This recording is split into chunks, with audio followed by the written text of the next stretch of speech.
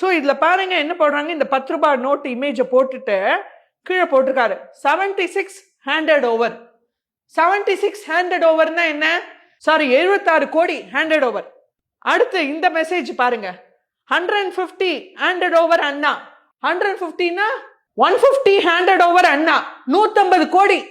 அடுத்து 100 handed over அண்ணா, 100 கோடி. So இப்படி பல பரிமாற்றங்கள் நடந்துட்டே இருந்திருக்கு.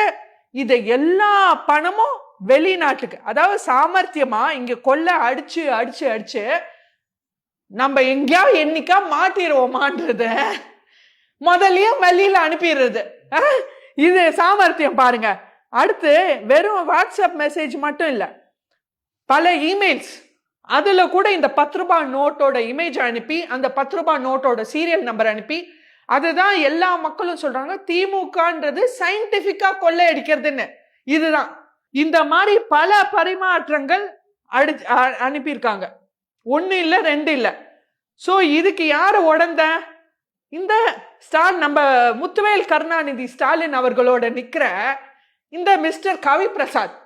இவர் தான் ஃபுல் அண்ட் ஃபுல் கே நேருக்கு ரைட் ஹேண்டா இருந்து எல்லா உள்கூத்து வேலையும் பார்த்திருக்காரு. எவிடன்ஸ்ல எங்க கிடைச்சது மேம்? இந்த எவிடன்ஸ் எல்லாம் ஃபுல்லா வாட்ஸ்அப் மெசேஜ், டெலகிராம் ஆப்ன்ற இருக்கு, அந்த மெசேஜ் எல்லாமே ரவி பிரசாத் அவர்கள், அப்புறம் டி ரமேஷ் அப்படின்றவர்கள், அப்புறம் கே என் மணிவண்ணன், இவங்க 3 பேரோட போனை வந்து அமலாக்கத்துறை கைப்பற்றிருக்கு. ப்ரூஃப் எல்லாமே அமலாக்கத்துறை வெளியிட்டது. ஆமா.